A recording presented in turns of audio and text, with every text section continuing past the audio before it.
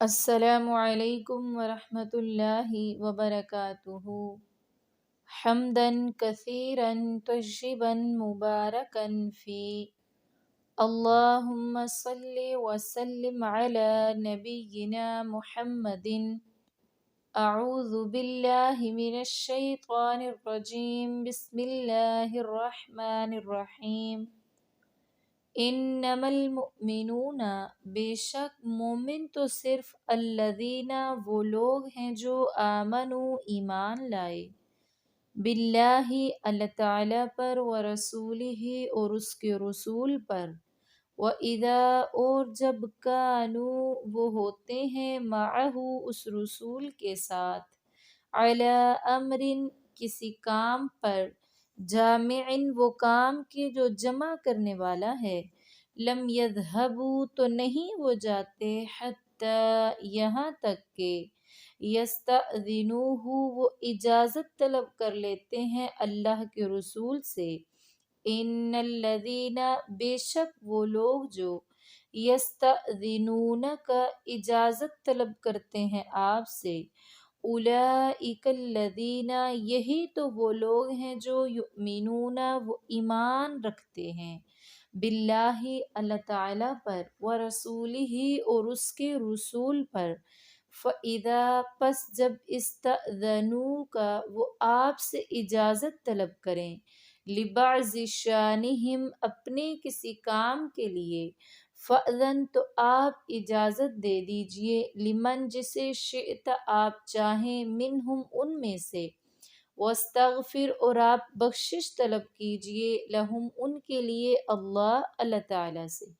ان اللہ بے شک اللہ غفور الرحیم بخشنے والا مہربان ہے۔ تو اس آیت میں اللہ تعالیٰ اپنے رسول صلی اللہ علیہ وآلہ وسلم کی مجلس میں بیٹھنے کا ادب اور طریقہ سکھا رہے ہیں، اور بتا رہے ہیں کہ مومن تو وہ لوگ ہیں کہ جب اللہ اور اس کے رسول کے ساتھ کسی ایسے کام پر ہوتے ہیں، یعنی اللہ کے رسول کے ساتھ کسی ایسے کام پر ہوتے ہیں جس میں کسی میٹنگ کی ضرورت ہوتی ہے، کسی اجتماع کی ضرورت ہوتی ہے، اکٹھے مل بیٹھ کر مشاورت کی ضرورت ہوتی ہے، یا پھر وہاں پر اجتماع لگنا ہوتا ہے، تو وہ منافقوں کی طرح کھسک نہیں جاتے ہیں۔ دراصل اس آیت کا شان نزول ہی یہی ہے کہ منافقین جب رسول اللہ صلی اللہ علیہ وآلہ وسلم کی خدمت میں آتے، یعنی کسی ایسے کام کے لیے، چونکہ ویسے تو اذانیں ہوتی تھیں اور نماز کے لیے آتے تھے، سب بھی آتے جاتے رہتے تھے، اور دن کے پہلے حصے میں اگر کوئی وحی آ جاتی یا کوئی ضروری کام ہوتا جس پر تمام صحابہ کو اکٹھا کرنا ہوتا، اطلاع دینی ہوتی یا کسی کام پر مشاورت کرنی ہوتی، تو اب اعلان کیا جاتا، پکارا جاتا، لوگ آ کر سب کام چھوڑ چھاڑ کر آ کر رسول اللہ صلی اللہ علیہ وآلہ وسلم کے بلانے پر لبیک کہتے اور آپ صلی اللہ علیہ وآلہ وسلم کی خدمت میں حاضری لگواتے۔ اب منافقوں کو بھی چاروں نچار آنا ہی پڑتا، وہ چاہتے تو نہ ہوتے تھے لیکن پھر بھی ان کو آنا پڑتا۔ اب جب وہ آ جاتے تو پھر ان کا یہی ارادہ ہوتا، حاضری تو لگ ہی گئی ہے، اب کسی نہ کسی طریقے سے یہاں سے کھسک جائیں۔ وہ کھسکنے کی کوشش بھی کرتے اور ایک دوسرے کا سہارا لے کر وہاں سے، یعنی بہانے بنا کر، آنکھ چرا کر وہ چلے بھی جاتے وہاں سے۔ تو اللہ تعالیٰ نے فرمایا جو اللہ کے رسول کی مجلس میں اللہ کے رسول کے بلانے پر آتا ہے اور بغیر اجازت کے چلا جاتا ہے، وہ مومن نہیں ہوتا۔ مومن تو دراصل وہ لوگ ہیں جن کو اگر ایمرجنسی کسی کام پر جانا ہی پڑ گیا ہے تو وہ اللہ کے رسول آپ سے اجازت طلب کرتے ہیں، اور پھر رسول اللہ صلی اللہ علیہ وآلہ وسلم کو بھی اختیار دے دیا گیا کہ آپ فَأْذَن لِمَنْ شِئْتَ مِنْهُمْ، جس کے لیے چاہیں اس کو آپ اجازت دے دیں، اور جب چاہیں جس کے لیے چاہیں نہ اجازت دیں۔ اس پر رسول اللہ صلی اللہ علیہ وآلہ وسلم کو اختیار دیا گیا، اور جس کسی کو آپ اجازت دے دیں تو پھر وَاسْتَغْفِرْ لَهُمْ، ان کے لیے بخشش طلب کریے اللہ سے، کیونکہ اللہ کے رسول کی مجلس سے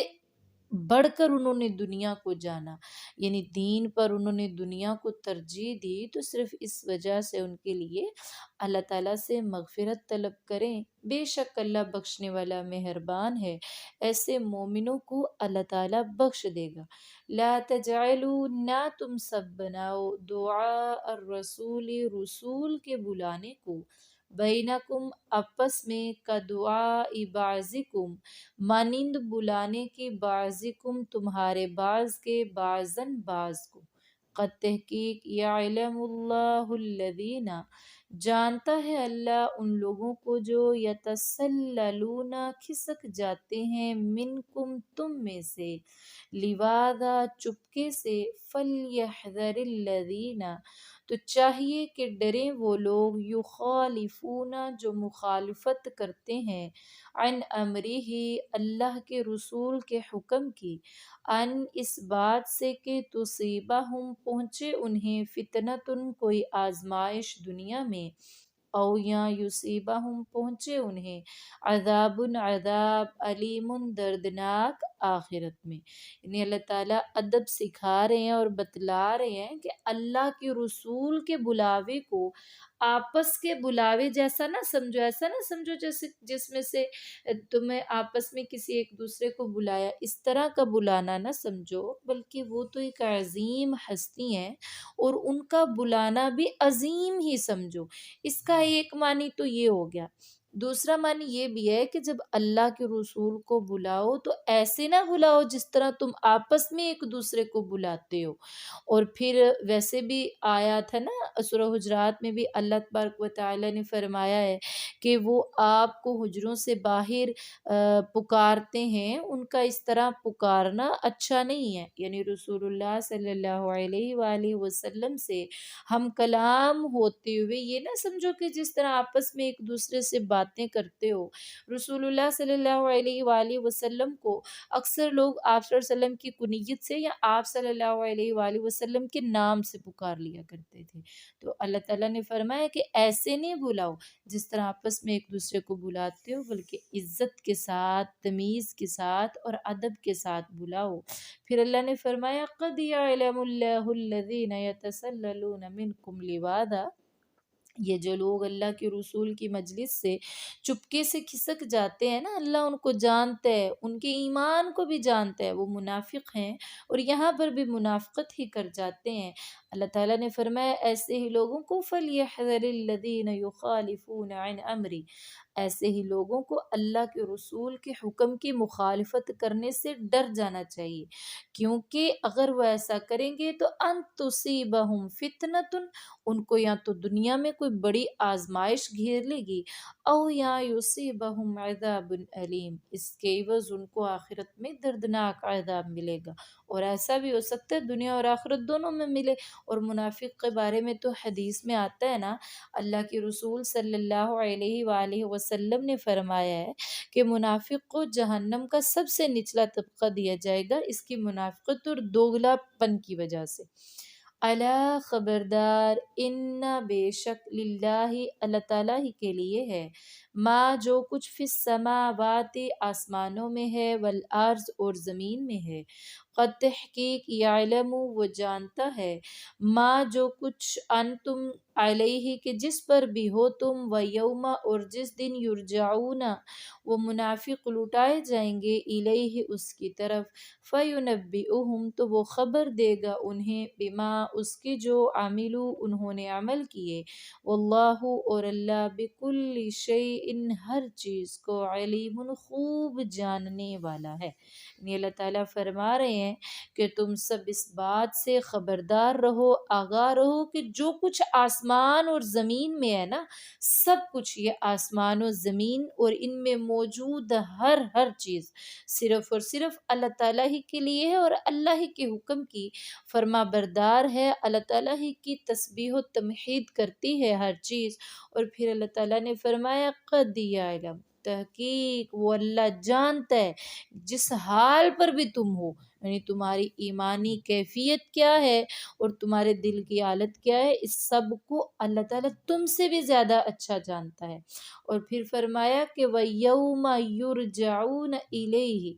اللہ تعالیٰ اس کو اس دن کو بھی جانتا ہے جس دن وہ منافق اللہ تعالیٰ کے پاس جائیں گے، یعنی اللہ تعالیٰ کے سامنے جواب دہ ہوں گے، تو فَيُنَبِّئُهُم بِمَا عَمِلُوا، وہ اللہ ان کو وہاں پر ان کے تمام اعمال کی خبر دے گا جس کو وہ دنیا میں چھپا چھپا کے رکھتے تھے،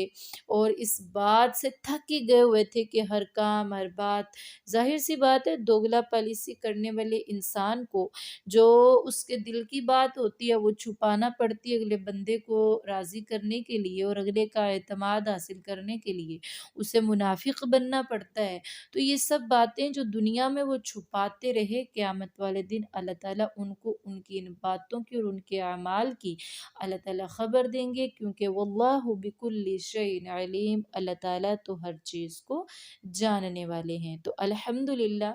آج ہماری سورہ نور مکمل ہوئی۔ اللہ تعالیٰ ہم سب کو اس پر عمل کرنے کی توفیق عطا فرمائے، اور ہم سب کو اللہ تعالیٰ اپنے دین کی خادمائیں بنائے، اپنے دین کی مبلغات بنائے، تاکہ ہم سب ہی اللہ تعالیٰ کے دین کی خدمت کر سکیں اور اس جو ہم نے سیکھا ہے اس کو ہم آگے پہنچا سکیں۔ تو آج یہیں پر ہم اختتام کرتے ہیں۔ سبحان ربک رب العزت عما یصفون وسلام علی المرسلین والحمد للہ رب العالمین۔ سبحانك اللهم وبحمدك نشهد أن لا إله إلا أنت نستغفرك